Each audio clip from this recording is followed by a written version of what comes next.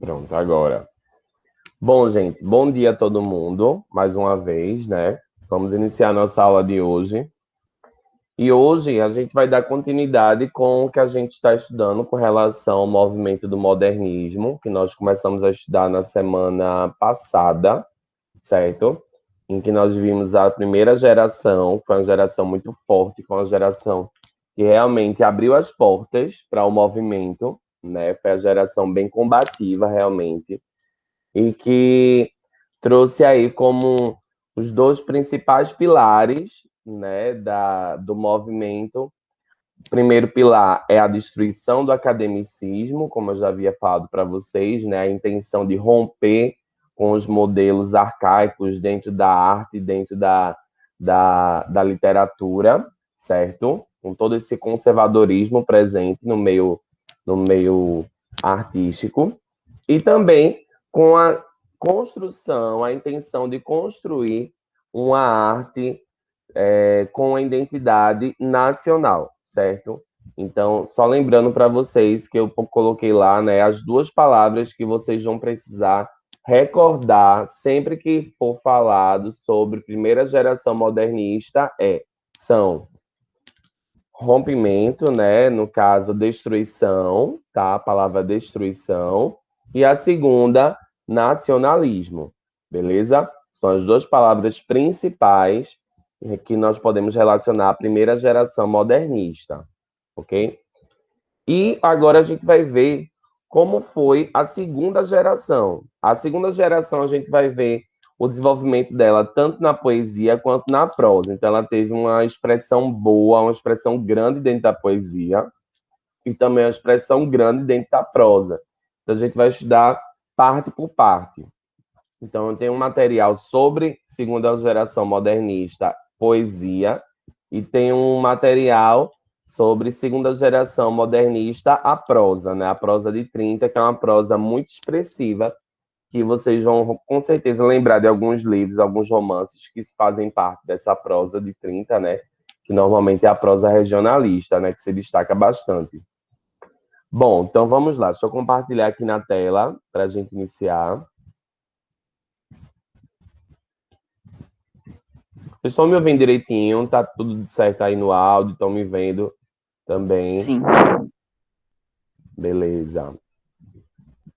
Tá fazendo barulho, gente, porque o ventilador tá ligado aqui. Não sei se tá fazendo ruído aqui no Pra mim, microfone. não. Pra mim tá normal. Tá, tá não, né? Beleza.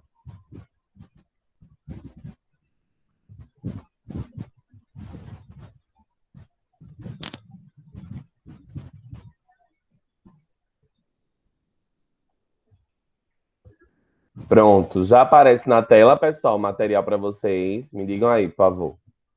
Sim. Sim. Beleza, então vamos lá. Como eu havia falado para vocês, então, primeiramente, a gente precisa lembrar alguns aspectos da primeira geração para a gente poder entender como a segunda geração ela se forma, né? Então, a primeira geração ela durou de 1922 até 1930, né? Ou seja, foi menos de uma década, basicamente, para o desenvolvimento dessa primeira geração modernista. Lembrando que não significa dizer que finalizou a primeira geração, os poetas, os artistas da primeira geração morreram e iniciaram os da segunda. Não é assim que funciona, né, gente? A gente fala com relação às características presentes ali, né, dentro do movimento modernista e o que é que mais se destacou em cada fase, certo? Então, na primeira fase, que foi a primeira geração, se destacou mais o ideal de realmente romper com as barreiras do academicismo, né?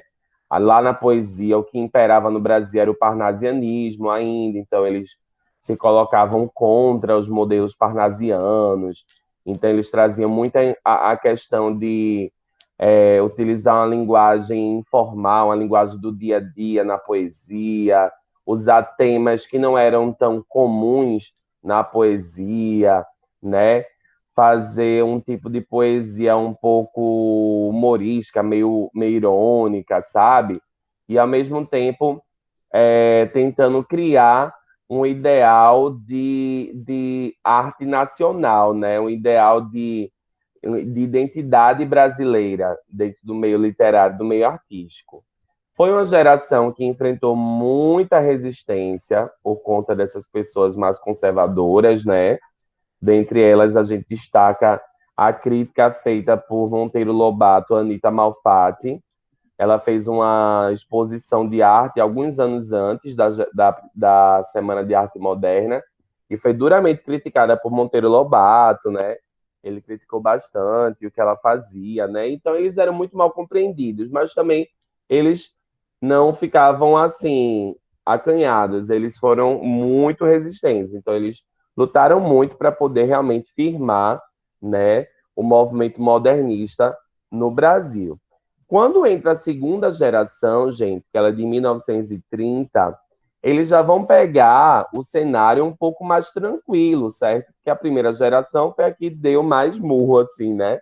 Murro em ponta de faca, para poder conseguir se instalar. A segunda geração já pega o cenário um pouco mais tranquilo, tá entendendo?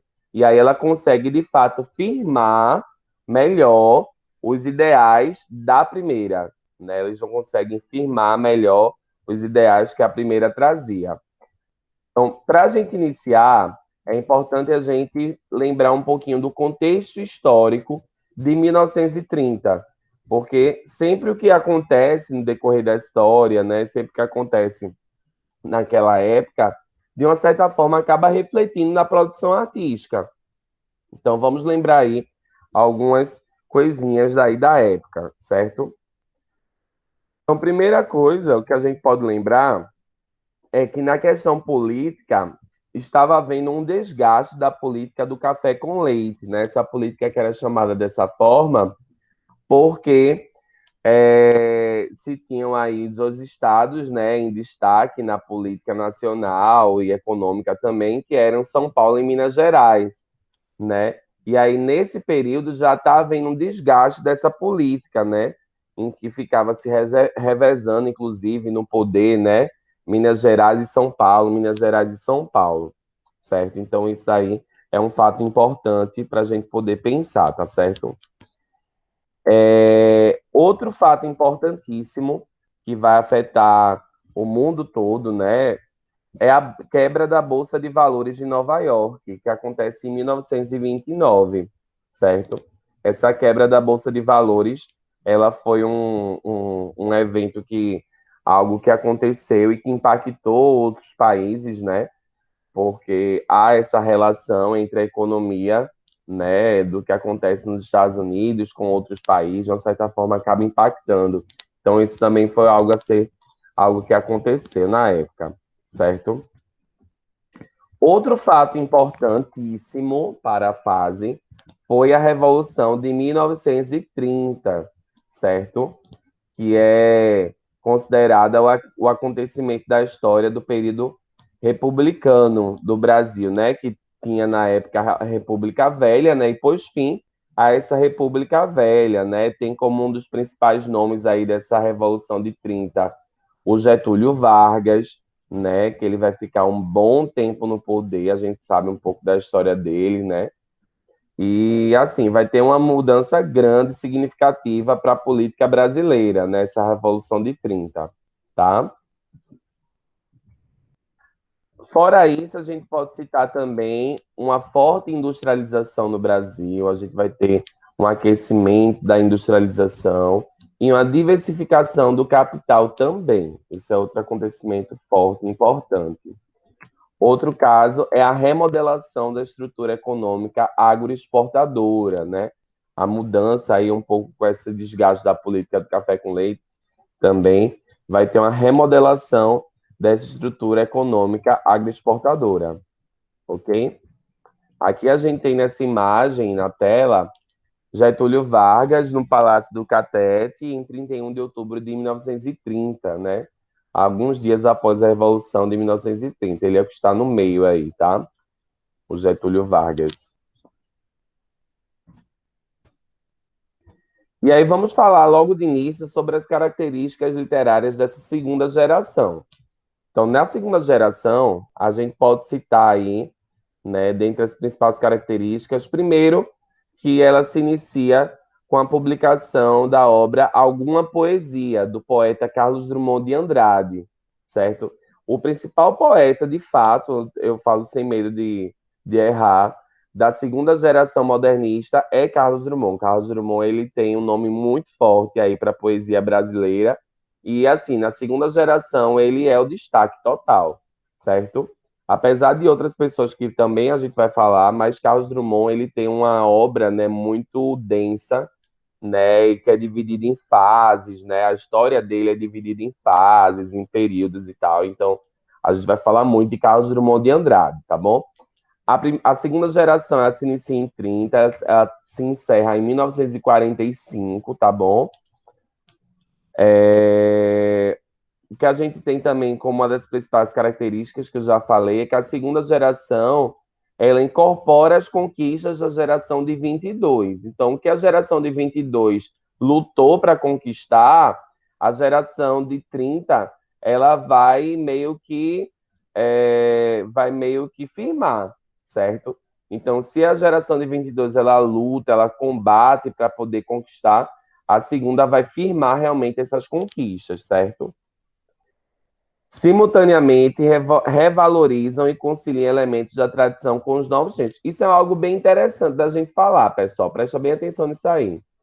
Apesar de o modernismo surgir como um movimento que se contrapõe ao passado, né? Se contrapõe à tradição, na segunda geração, por ser uma geração em que as conquistas da primeira elas estão mais enraizadas, elas estão mais firmes, ela vai se sentir à vontade, por exemplo, para revisitar alguns elementos da tradição, certo? Alguns elementos, por exemplo, lá do romantismo, lá do realismo, certo? Só que aí a forma como vão ser revisitados esses elementos vai ser uma forma totalmente inovadora, certo? Então eles vão propor uma transformação nesses elementos da tradição, sabe? Como um novo romantismo, um novo parnasianismo, um novo realismo,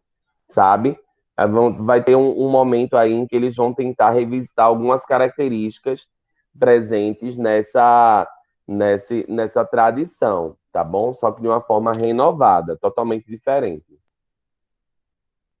E aí, nos gêneros literários, né, a gente tem os gêneros épico, lírico e dramático, as formas poéticas fixas, como o soneto e também os estilos tradicionais voltam a aparecer, certo? Por isso que tem esse retorno aí, algumas características, algumas coisas anteriores, tá?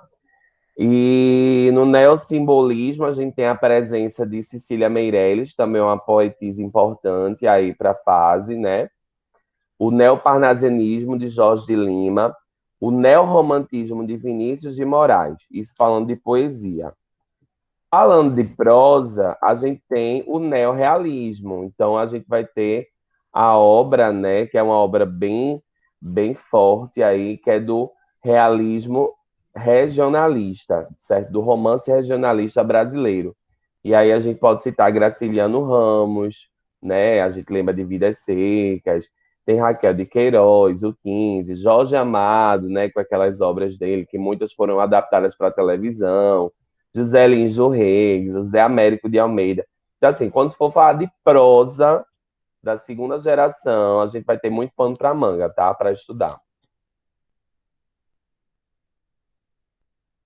E quais foram as principais características dessa geração? Então, eu já disse para vocês. Essa geração ela prolonga e aprofunda as propostas e realizações de 22, concilia elementos da tradição e elementos da modernidade. Isso é um resumo, tá? Concilia nacionalismo e universalismo.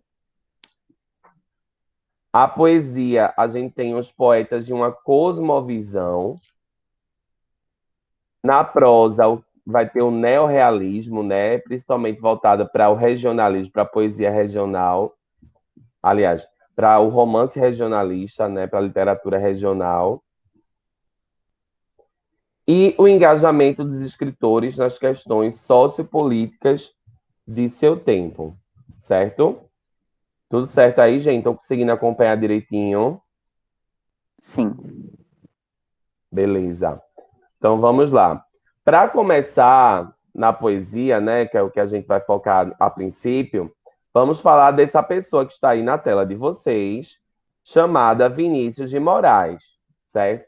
Com certeza, acho que vocês já devem ter ouvido falar sobre Vinícius de Moraes, ou por conta do legado dele dentro da música, do movimento da bossa nova, né, que ele foi um dos precursores aí do movimento da bossa nova, junto a outros músicos, a outros artistas, mas ele também teve uma expressão forte na poesia, tá? Então, falando um pouquinho de Vinícius de Moraes, da biografia dele, crítico cinematográfico, exerceu também a carreira diplomática, foi um dos poetas mais famosos do Brasil, certo?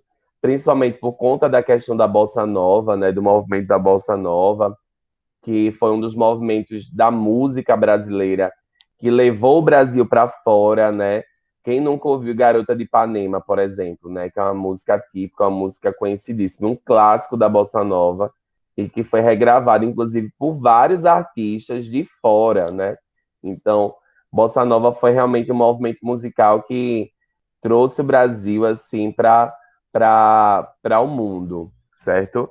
E Vinícius de Moraes é um dos precursores do movimento, então ele teve uma expressão muito forte, um nome muito forte aí por conta disso tudo, tá? Na poesia, a poesia dele é uma poesia bem interessante, porque ele vai passar por poemas que têm uma questão mais amorosa, uma questão mais sentimental, falando de amor, mas ao mesmo tempo ele vai ter poemas em que ele emprega algumas questões religiosas, certo? Vai ter alguns poemas compridos, alguns poemas longos. Tem um poema dele que é bem legal, que é o poema do. Ai, meu Deus do céu. Trabalhador, o Operário em Construção, de Vinícius de Moraes. É um poema bem comprido dele, mas que é bem interessante.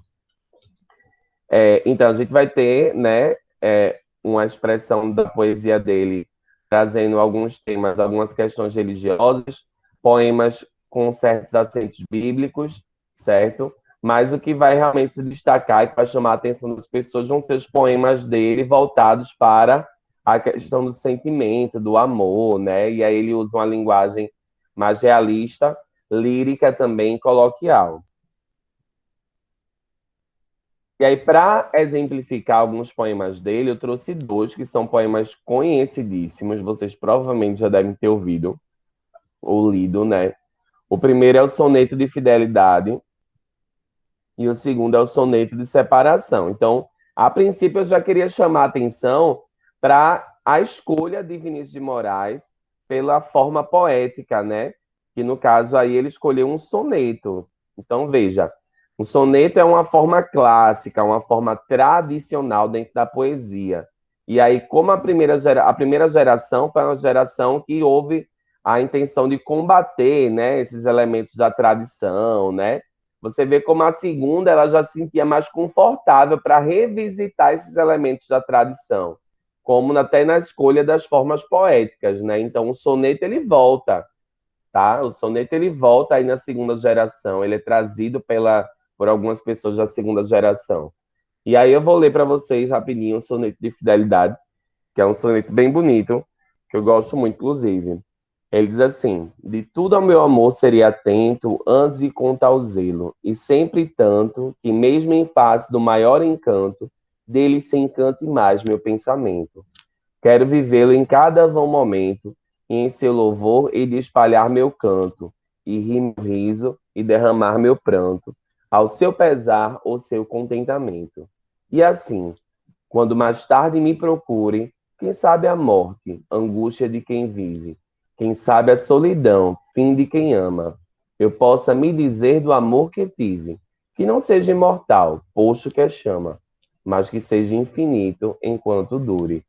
Vocês já ouviram esse poema dele, gente? Ou nunca ouviram esse poema a Sim, primeira vez? já Ah, ouvi. já conhecem, já, né? Massa.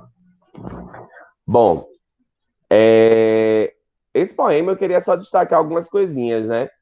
Vinícius de Moraes, ele tem uma história bem interessante de vida, assim, uma história bem particular, que é o fato dele ter, segundo falam, né, ele ter tido algumas experiências amorosas, sabe? Ele foi uma pessoa que ele gostava de namorar, então ele teve algumas experiências amorosas, assim, uma quantidade expressiva. E ele fala aí nesse poema, né, sobre a fidelidade, a questão de se manter fiel à pessoa.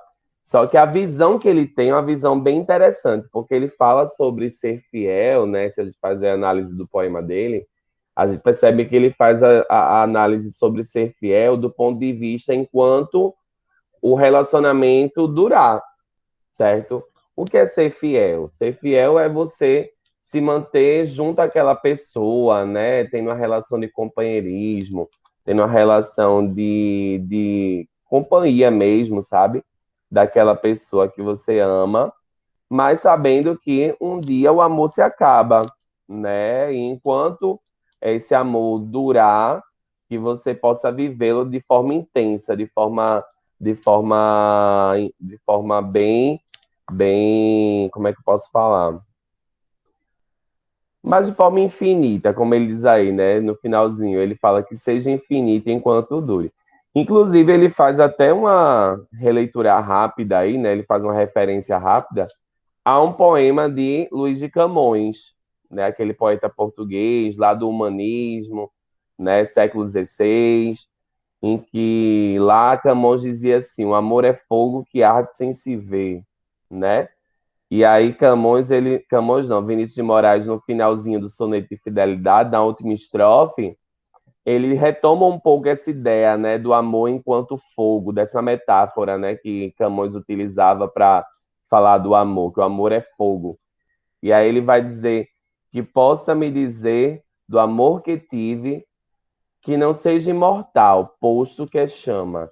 Ele retoma aí essa ideia do amor enquanto chama, o amor enquanto fogo.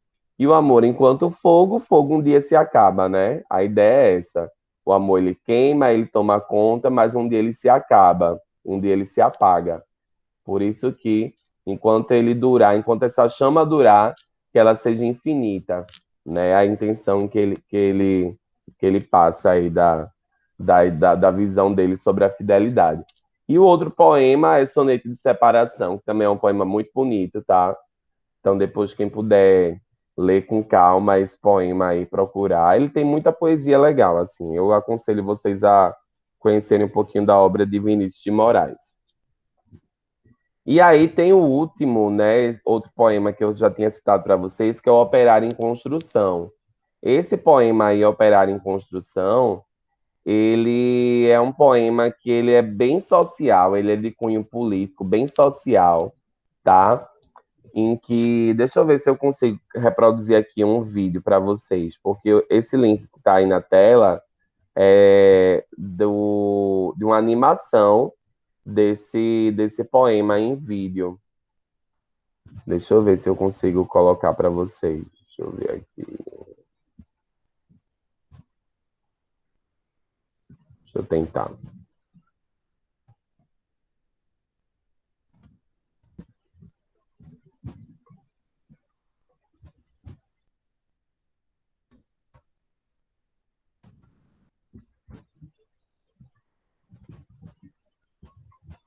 Pronto, achei aqui em animação. Deixa eu passar aqui para vocês rapidinho, para vocês verem.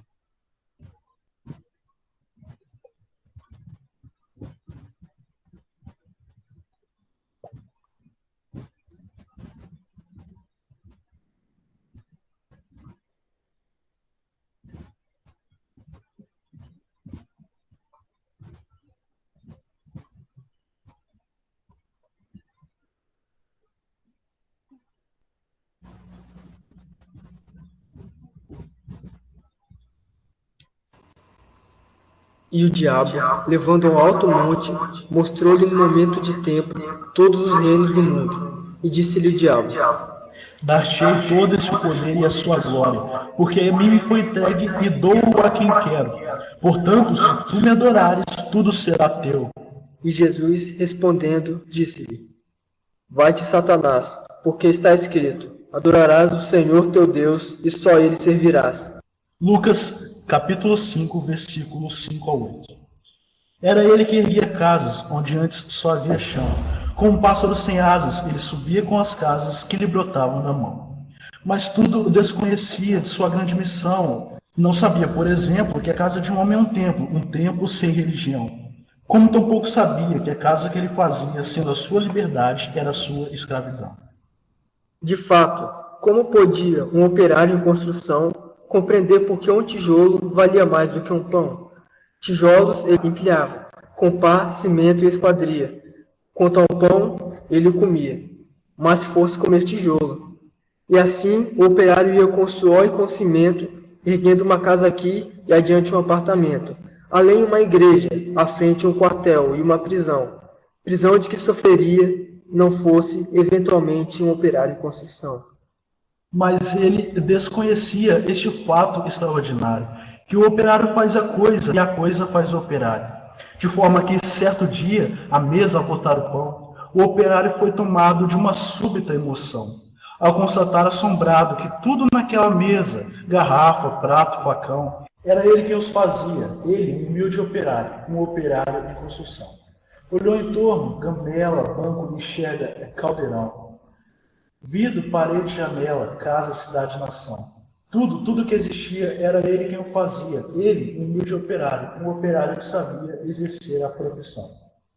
Ah, homens de pensamento, não sabereis nunca o quanto aquele humilde operário soube naquele momento. Naquela casa vazia, que ele mesmo levantara, um mundo novo nascia, de que sequer suspeitava.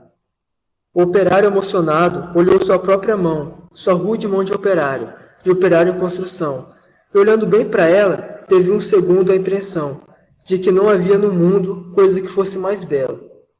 Foi dentro da compreensão desse instante solitário que tal sua construção cresceu também o operário.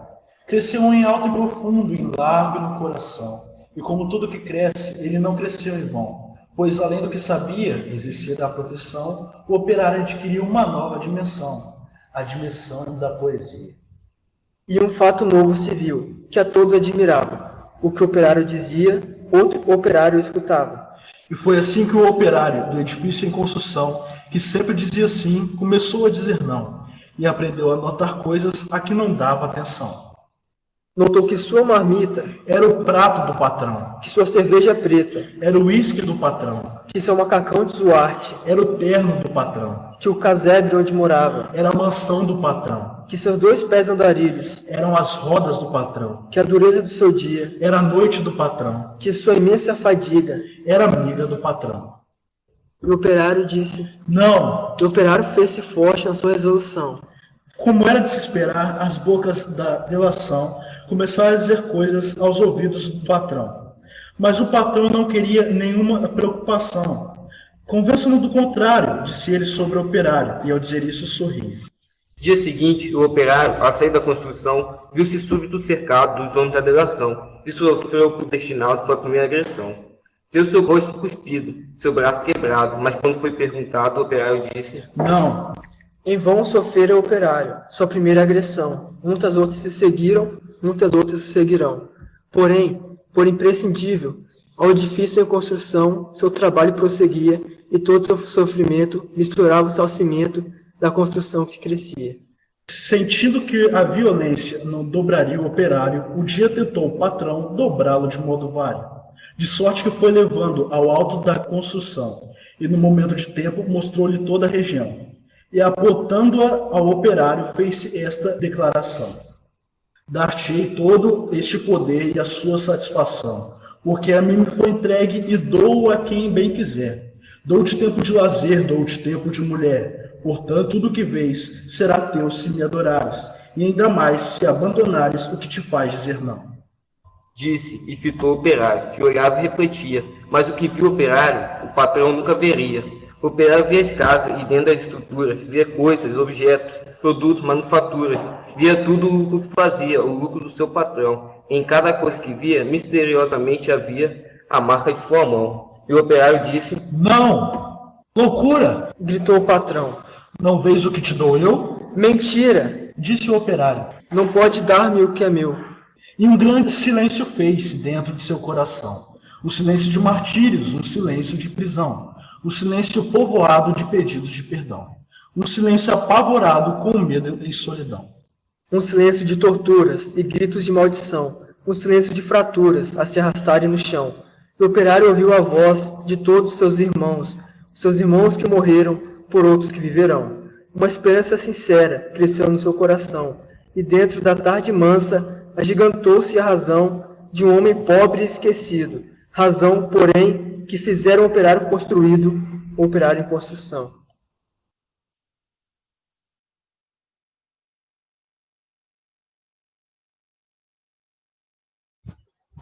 Bom, vamos conversar um pouquinho aí sobre esse poema. O que é que vocês acharam aí desse poema, O Operário em Construção, de Vinícius de Moraes? Deu para entender alguma coisa? Qual é a ideia que ele pretende expressar aí nessa poesia? O que é que chamou a atenção de vocês?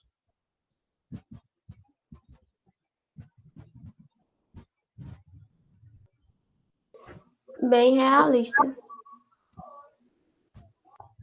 Verdade, com certeza. Ele fala sobre a visão, né, do operário. Imagina naquela época, né, no século XX, né, no início do século XX, década de 30, em que você tem um operário fazendo o trabalho, né, aquele trabalho pesado, duro, para poder enriquecer o patrão, né?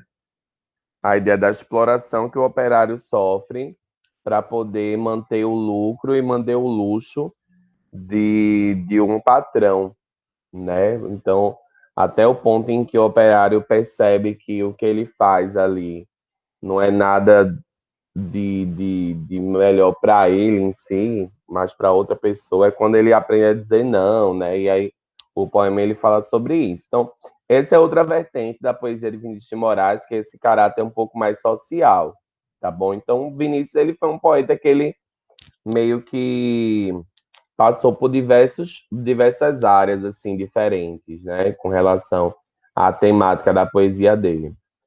Vamos voltar aqui para o slide.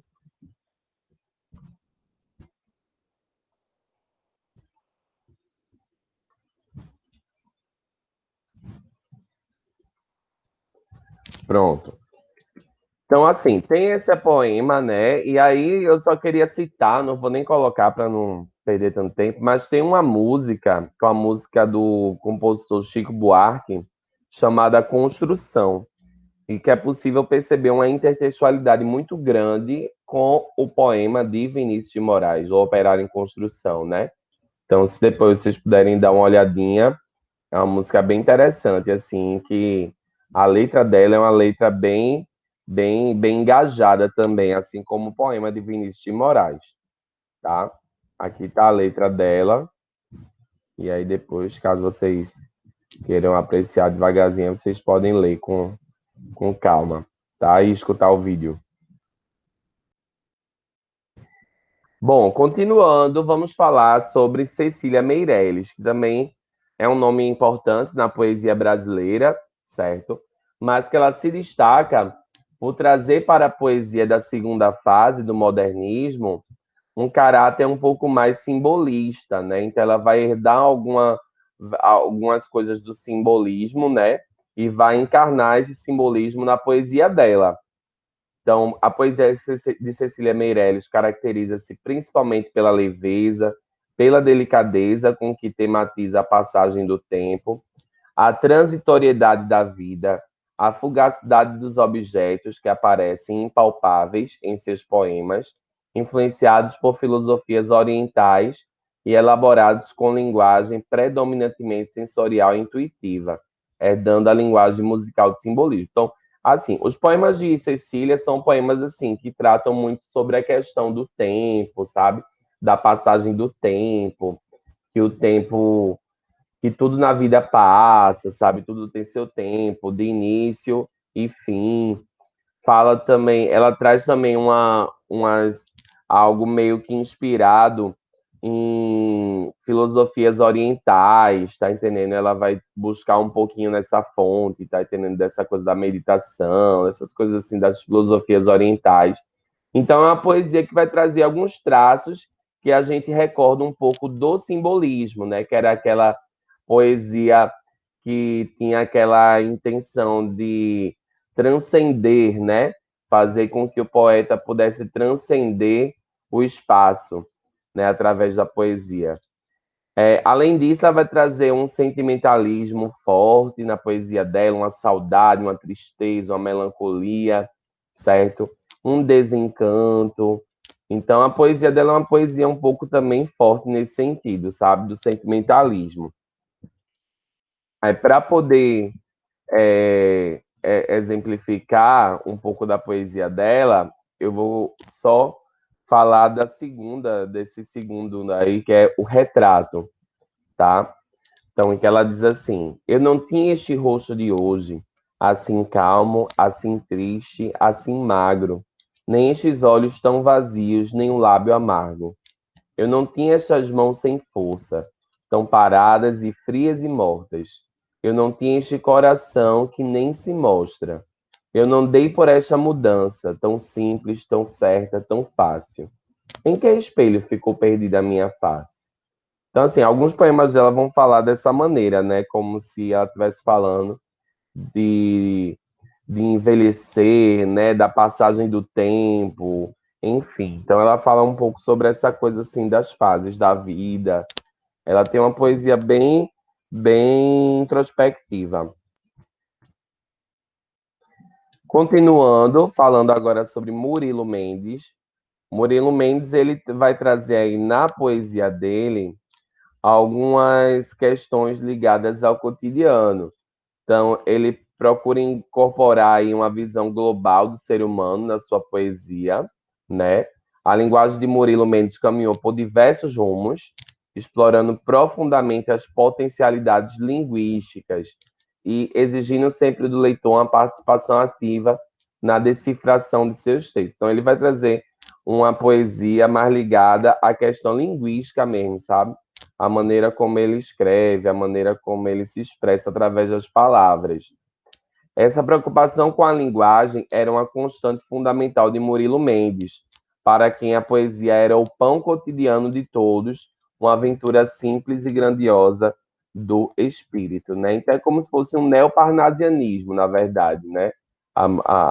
Essa intenção dele em trazer essa poesia mais voltada para a linguagem. E aí eu vou destacar uma poesia aí dentre essas três que eu coloquei na tela, que é a poesia Canção do Exílio, em que já houve uma poesia com esse mesmo título, né, que vocês já sabem, que é a poesia lá do romantismo, né, de Gonçalves Dias. E aí ele faz uma releitura dessa poesia, né, como se fosse uma paródia, em que ele fala: minha terra tem macieiras da Califórnia, onde cantam gaturamos de Veneza. Os poetas da minha terra são pretos que vivem em torres de ametista. Os sargentos do exército são monistas cubistas. Os filósofos são polacos vendendo a prestações.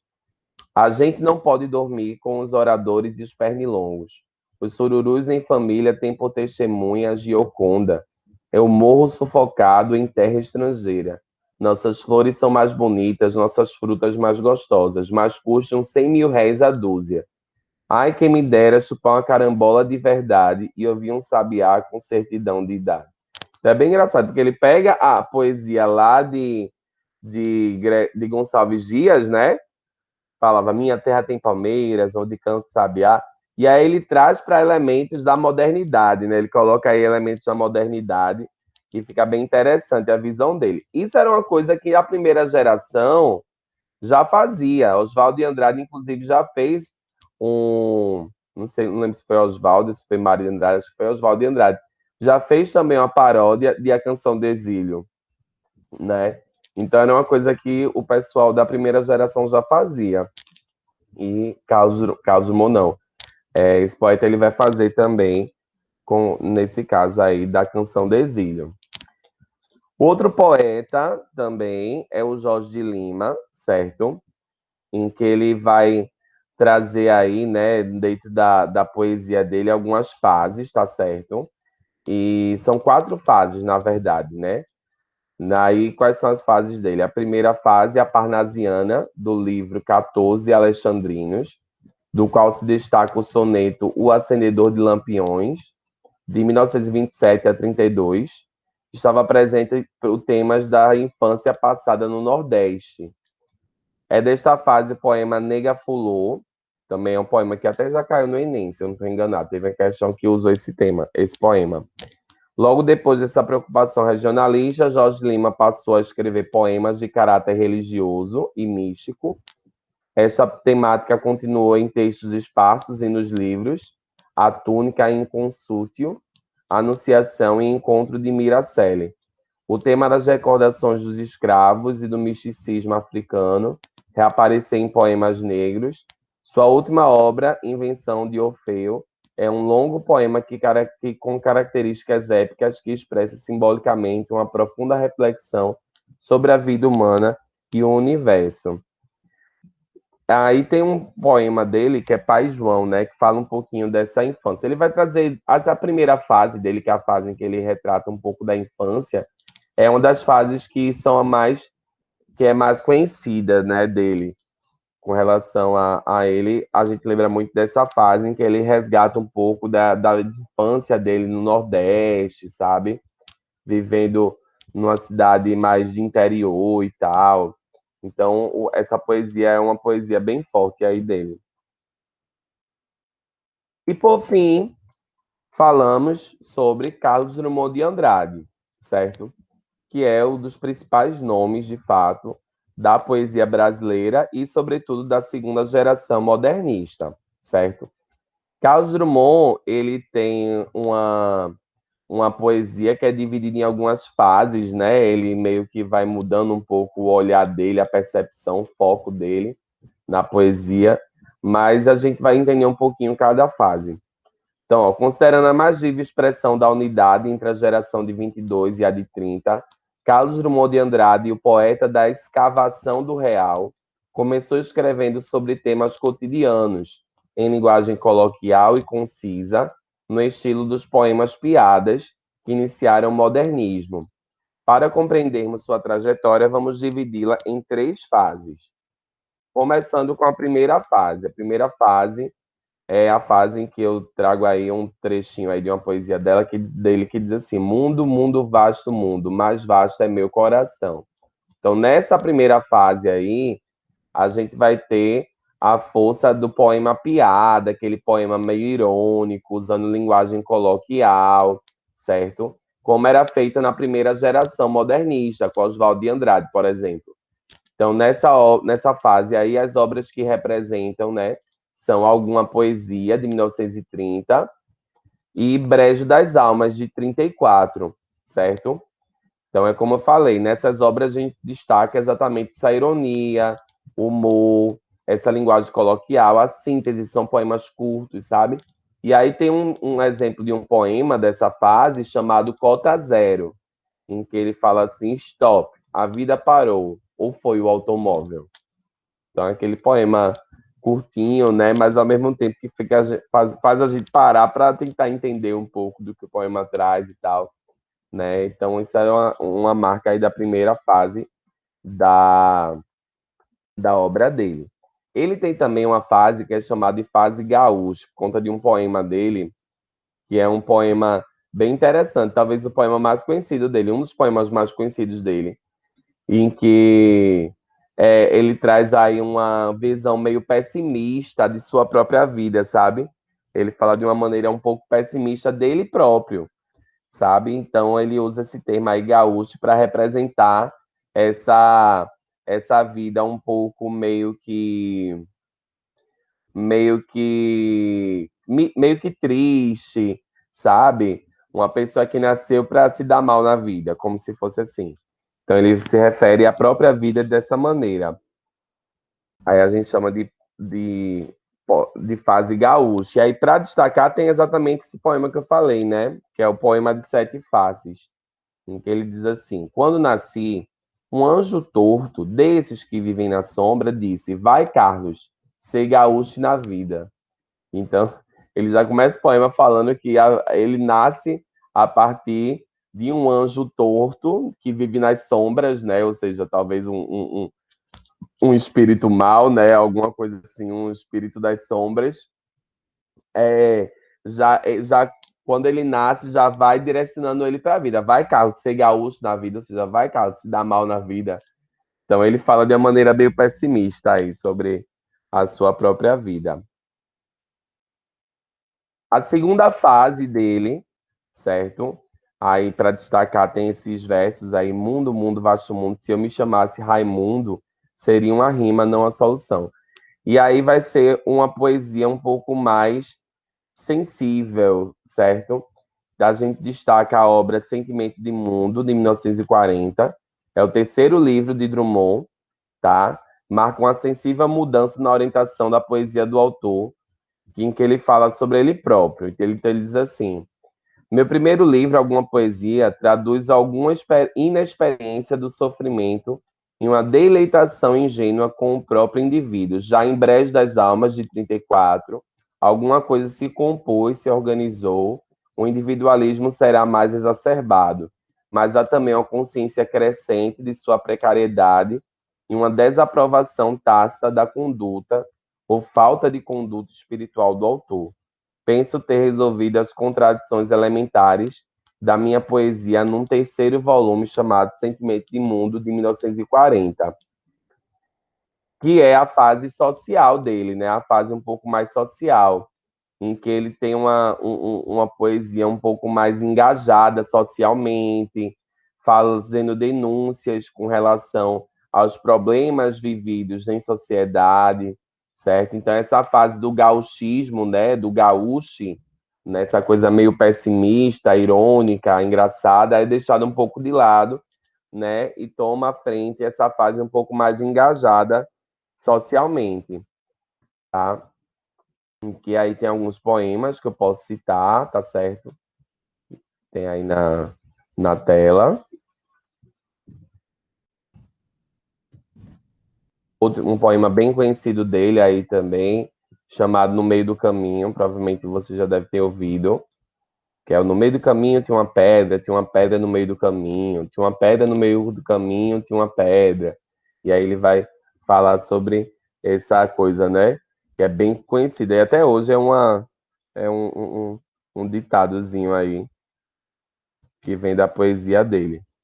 Outro poema dele bem conhecido é o Agora José, né? E Agora José. Tudo isso depois eu vou mandar para vocês o PDF, aí vocês podem ler com calma, tá? Os poemas. Passando rapidinho. E a terceira fase é o seguinte: ele passa pela segunda fase, né? Uma fase um pouco mais social e tal. Na terceira fase, ele vai trazer um lado um pouco mais reflexivo, certo? Um lado mais reflexivo, mais filosófico. Ele vai trazer uma versão um pouco mais voltada para esse lado. Ao mesmo tempo, ele vai trazer algumas tendências do concretismo. O que é o concretismo? É aquele poema em que as palavras, os versos, eles formam imagens, formam desenhos, sabe? Então, é aquele poema meio visual. Ele vai ter um pouquinho aí desse concretismo também nessa fase. Tá? Na década de 50, a poesia de Drummond tomou novos rumos. O período crítico de guerras, ditaduras e medo tinha passado. O mundo vivia então a Guerra Fria e o poeta acumulava o desencanto de sua aventura política pela poesia, né? Então ele passa na segunda geração por essa tentativa de fazer uma poesia mais política. Entretanto, ele fica um pouco frustrado, né, com tudo que acontece aí no mundo também. E aí ele vai engatar nessa poesia mais reflexiva, né, e também trazendo algumas tendências concretistas. E aí tem um poema dele chamado Soneto da Perdida Esperança, né, em que você nota aí um pouco, até pelo título você já nota um pouco desse desgaste, né, dele com relação a própria intenção dele dentro da poesia. E ainda tem uma última fase, que é uma fase de memória, né? Que é um pouco antes dele morrer, em que ele vai retornar um pouco da infância dele, né? Da terra natal dele. Ele nasceu na cidade de Itabira, tá? Então é uma fase em que ele vai retomar alguns aspectos da infância dele, da cidade em que ele viveu, tá entendendo? É uma fase mais de memória, tá bom? Então esse é um pouco da obra dele. Aí tem um poema também dessa fase. E é isso. Vou sair daqui. Pronto. Alguma dúvida, gente? Queria perguntar a vocês, se vocês ficaram com alguma dúvida com relação a essa poesia da segunda geração, sobre os poetas também. Também não. Tudo tranquilo, tudo certinho? Cauã também. Cauã tá me escutando? Oi. Foi porque eu caí. Minha internet tava ruim. Foi, eu vi que tu deu uma saidinha rápida, não foi? Mas deu para pegar uma boa parte da explicação, não foi? Deu. Bom, ficou alguma dúvida com relação à poesia da segunda geração? Não. Não, né? Massa. Vê só. No livro de vocês, que é o livro das questões de Enem, né? Eu já separei aqui algumas questões voltadas para esse assunto de hoje. Tá? Lembrando, gente, que assim, é importante realmente que vocês prestem atenção nessas aulas de modernismo, porque o Enem gosta de usar modernismo, ama, sabe? Então, assim, é bom que vocês vejam aí na prática como é que o Enem aborda, né, os poemas, os textos do modernismo e tal, para vocês poderem se sair bem. E aí, no livro de vocês, o livro que tem as questões, na página 83, temos da questão 40, tá? Até a questão 48. São sobre a poesia da segunda geração modernista, certo? Que é o que a gente estudou hoje. Então, vou dar um tempinho para vocês, para que vocês possam responder aí, tá bom? E a gente vai corrigir em seguida, beleza? Pode Ok. ser, gente? Então, vou dar para vocês, deixa eu ver, acho que... Deixa eu ver aqui. Ainda tem intervalo, né? Vou dar um intervalinho de que horas? Que horas eu dou intervalo para vocês hoje? Horário normal, 9h50? O que é que vocês acham? Me digam aí a opinião de vocês. Não sei. Tanto faz. Tanto faz, tá todo mundo em casa, né? É. Mas é bom ter um intervalinho só para não ficar cansativo. Então vamos fazer o seguinte: a gente faz as questões agora. Vou dar um tempinho para vocês. São 9h15, vai dar. Então até 9h20. Não, 9h20 é pouco. 9h30, 15 minutinhos, para vocês terminarem essas questões. E aí, de 9h30 até 9h40, a gente corrige. E quando voltar, aí 9h40 dá um intervalinho de 20 minutos, a gente volta às 10. Pode Ok. ser? Pronto. Podem fazer aí, de 9h15 até 9h30, vocês podem responder as questões, tá certo? Tá. Beleza. Eu vou parar aqui a gravação, porque senão o pessoal depois vai ficar esse tempo sem nada aqui, só esperando vocês fazerem.